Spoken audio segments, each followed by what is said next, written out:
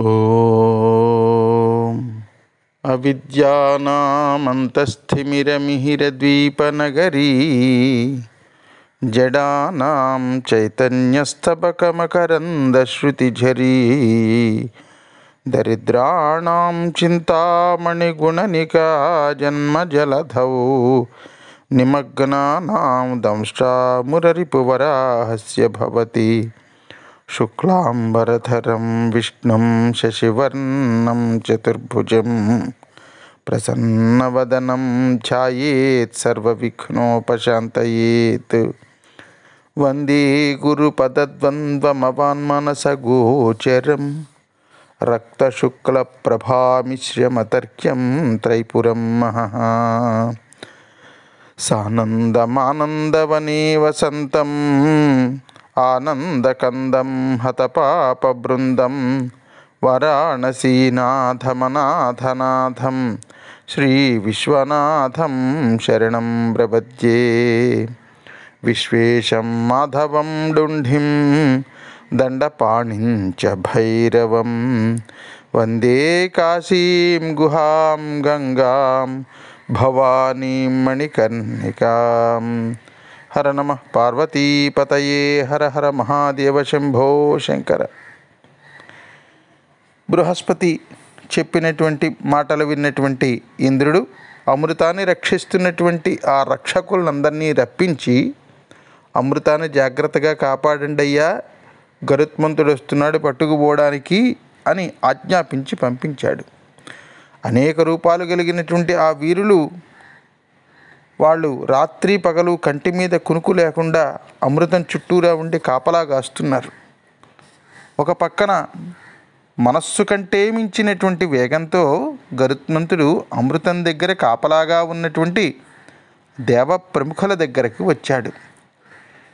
విశాలమైనటువంటి రెక్కలు గలివాడు, పక్షిజాతికి ఇంద్రుడు, పక్షులకు రాజు, పక్షీంద్రుడు గరుత్మంతుడు, గొప్ప బలవంతుడు. అటువంటి ఆ గరుత్మంతుడిని చూసి అమృతం దగ్గర కాపలాగా ఉన్నటువంటి దేవతలు భయపడిపోయి బాణాలతోటి రకరకాలైనటువంటి శస్త్రాలతోటి అస్త్రాలతోటి యుద్ధం మొదలుపెట్టాడు. గరుత్మంతుడు తన రెక్కలు ఒక్కసారి అలా విదిలించి వర్షం కురిపించినట్లుగా దుమ్ము వర్షం కురిపించేశాడు. అక్కడ స్వర్గలోకం మొత్తం అంతా కూడా ధూళితో కప్పబడిపోయి దేవతలకు ఏమీ కనపడకుండా చీకటైపోయింది ఏకంగా. అమృతానికి కాపలాగా ఉన్నటువంటి దేవతలు ఇంద్రుడికి మొరబెట్టుకున్నారు, అయ్యా మహాప్రభు, ఇలాగైపోయింది, మేమేమి చేయలేకపోతున్నాం, మా కంటికి ఏం కనిపించకుండా చేసేసాడు గరుత్మంతుడు, ఏమి చెయ్యమంటావు, ధూళి మొత్తంలా పోయేలా చెయ్యవయ్యా అని ఇంద్రుడు వాయుదేవుడిని పంపించాడు. వాయుదేవుడు గాలి గట్టిగా వీచేలా చేసి దుమ్మంతా పోగొట్టాడు. అక్కడ కాపలాగా ఉన్నటువంటి భౌమనుడు అనేటటువంటి ఆయన గొడ్డలి, వజ్రం, ఈటె, విల్లు, బాణం, కంపం, చక్రం అనేటటువంటి ఆయుధాలు ధరించినటువంటి తన సైన్యాన్ని తీసుకుని గరుత్మంతుడిని ఎదుర్కొన్నాడు. కానీ అగ్నిలాగా మండిపోతున్నటువంటి గరుత్మంతుడి కోపాగ్నిలో పడి మాడినటువంటి మిడతల్లాగా కాలి బూడిదైపోయాడు అతడు కూడా. అతడి సైన్యాన్ని కూడా తన రెక్కలతోటి, ముక్కు కొనతోటి, కాళ్ళ గోళ్లతోటి రక్తధారలు కారేట్టుగా చేస్తున్నాడు గరుత్మంతుడు. దేవతలందరూ కూడా పరుగులు పెడుతూ ఇంద్రుడి దగ్గరికి వెళ్ళారు అలసిపోతూ. ఇంద్ర, ఏమిటి ఇది అని. సాధ్యులు అనేటటువంటి దేవతాగణం తూర్పు దిక్కుకి పారిపోయారు. వసువులు, రుద్రులు దక్షిణ దిక్కుని ఆశ్రయించారు. 12 మంది సూర్యులు కూడా దిగులుతో పడమటి దిక్కుకు జారిపోయారు. అగ్ని, వరుణుడు, వాయువు, కుబేరుడు, యముడు, రాక్షసుడైనటువంటి నైరుతి అనేటటువంటి దిక్పాలకుడు, వాళ్ళు ఎటు వెళుతున్నారో కూడా వాళ్ళకి తెలియకుండా అలా దిక్కులు బట్టి వాళ్ళు పారిపోయారు. ఆ సందర్భంలో రేణువు, క్రధనుడు, ప్రలిహుడు, ప్రరుజుడు, అశ్వకుంతుడు, పదనకుడు అనేటటువంటి కావలి వాళ్ళని తన వజ్రాల్లాంటి గోళ్లతో గరుత్మంతుడు చీల్చి ముక్కలు చేసి పారేశాడు. చివరికి యుద్ధం ముగిసింది. దేవతా ప్రముఖులందరినీ ఓడించేశాడు గరుత్మంతుడు. అమృతం ఎక్కడుందో తెలుసుకుని అక్కడికి వెళ్ళాడు. ఆకాశాన్ని మింగేస్తాడా అన్నంత పెద్ద పెద్ద మంటలతో తన నాలుకలు చాపి అగ్ని అమృతాన్ని కాపలా కాస్తున్నాడు. అగ్నిని చూసినటువంటి గరుత్మంతుడు వేగంగా వెళ్ళి సమస్త నదుల్లో ఉన్నటువంటి నీటిని తన నోటిలో గుక్కపట్టి ఉంచుకుని తీసుకొచ్చి అగ్ని మీద పోసి చల్లార్చేశాడు.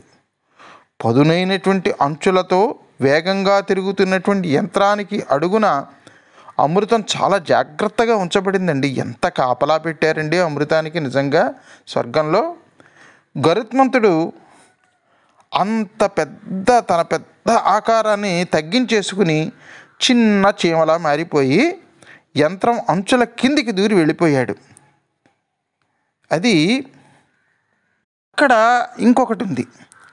ఎవరైనా అమృతం దగ్గరికి వస్తే విషాన్ని చిమ్ముతూ వాటి యొక్క భయంకరమైనటువంటి ఆ కోరలతో, అమితమైనటువంటి కోపంతో, నిప్పు కణాల ఎర్రగా ఉన్న కళ్ళతో కాపలా కాస్తున్నటువంటి 2 భయంకరమైనటువంటి పాములు కనబడ్డాయి.